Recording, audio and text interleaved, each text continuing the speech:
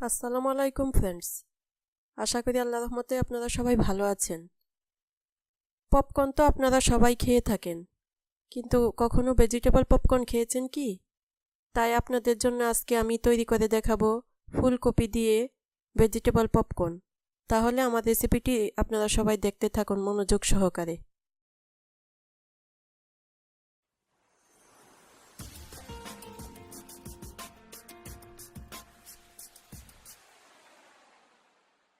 পপকর্নের জন্য আমার এখানে উপকরণ লাগছে একটি ফুলকপি আমি একদম ছোট ছোট টুকরো করে নিয়েছি, ভালোভাবে ধুয়ে নিয়েছি। এটা যত ছোট টুকরো করা হবে ততই দেখতে ভালো হবে। এখানে ধনেপাতা কুচি নিয়েছি 1 টেবিল চামচ পরিমাণ, আদা রসুন পেস্ট নিয়েছি 1/2 টেবিল চামচ, পেঁয়াজ বাটা নিয়েছি 1 টেবিল চামচ, গোলমরিচের ফাঁকি নিয়েছি 1.5 টেবিল চামচ,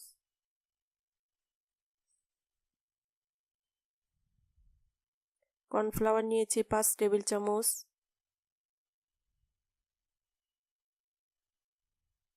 বেসন নিয়েছি 3 টেবিল চামচ,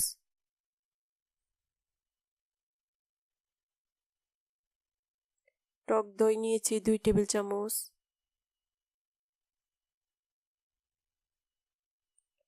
সয়া সস নিয়েছি 1 টেবিল চামচ,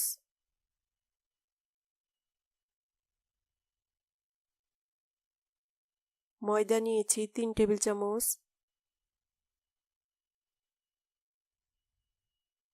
চাট মশলা নিয়েছি 1/2 চা চামচ,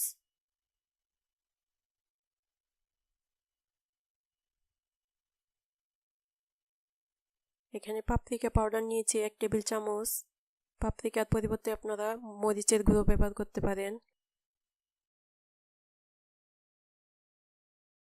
লবণ পরিমাণ মতো, ব্রেড ক্রাম্ব নিয়েছি পরিমাণ মতো। আমি একটি পাত্রে ফুলকপি সবগুলো দিয়ে অল্প পানি দিয়ে এগুলো সিদ্ধ করে নিব। একদম পুরোপুরি সিদ্ধ করব না, হাফ সিদ্ধ হবে।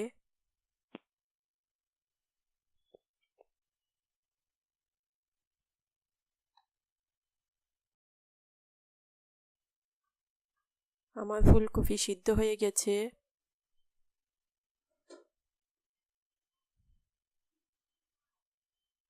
এখন আমি একটি বাটিতে ফুলকপি নিয়ে নিলাম, দিয়ে দিলাম ধনেপাতা কুচি,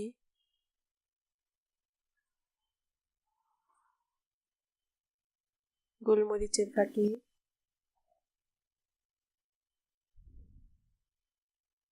আদা রসুন পেস্ট, পেঁয়াজ বাটা,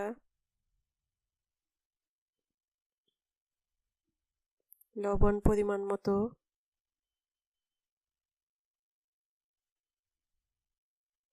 এখানে কর্নফ্লাওয়ার দিয়েছি 2 টেবিল চামচ,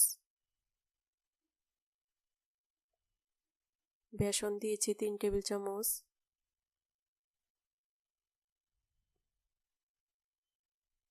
পাপরিকা পাউডার দিয়েছি 1 টেবিল চামচ।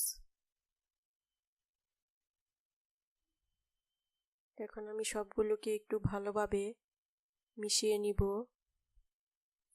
একটু হালকাভাবে মিশাতে হবে, না হয় কফি ভেঙে যাবে।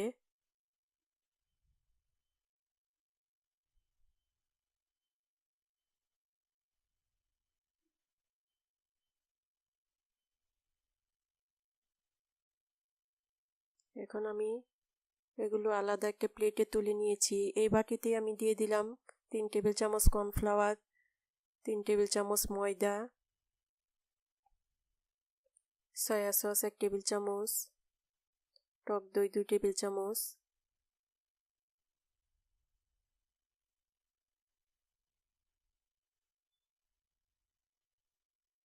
এখন আমি অল্প অল্প পানি দিয়ে একটি ঘন ব্যাটার তৈরি করব।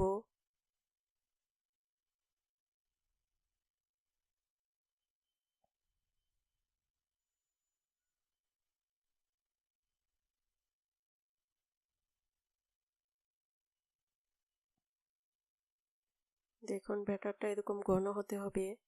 এখন এই ব্যাটারের মধ্যে আমি ফুলকপিগুলো একটি একটি করে ডুবিয়ে ভালোভাবে মিশিয়ে নিব। এখন ব্যাটার থেকে তুলে ব্রেড ক্রামে গড়িয়ে নিব।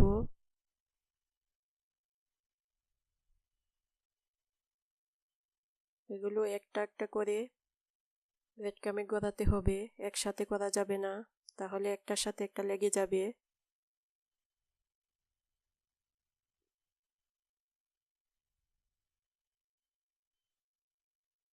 এভাবে আমি সবগুলো পপকর্ন ব্রেড ক্রামে গড়িয়ে নিব।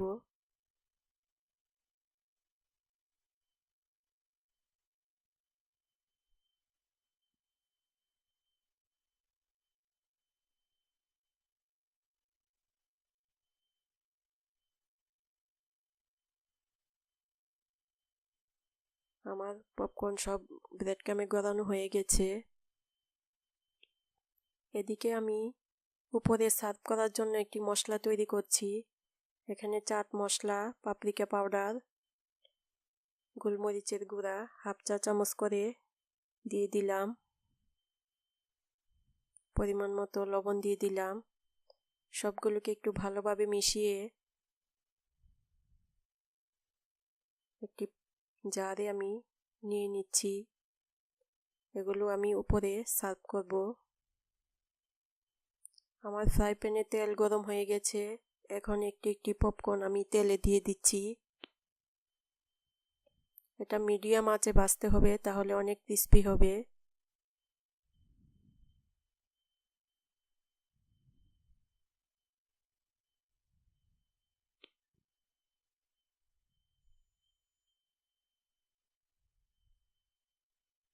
একে একে আমি উল্টিয়ে দিচ্ছি। এক পাশ গোল্ডেন হয়ে গেছে।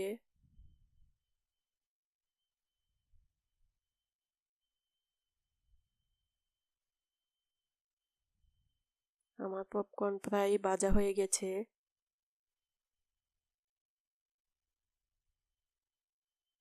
এখন আমি পপকর্নগুলো তুলে একটি কিচেন টিস্যুর মধ্যে রেখে দিব।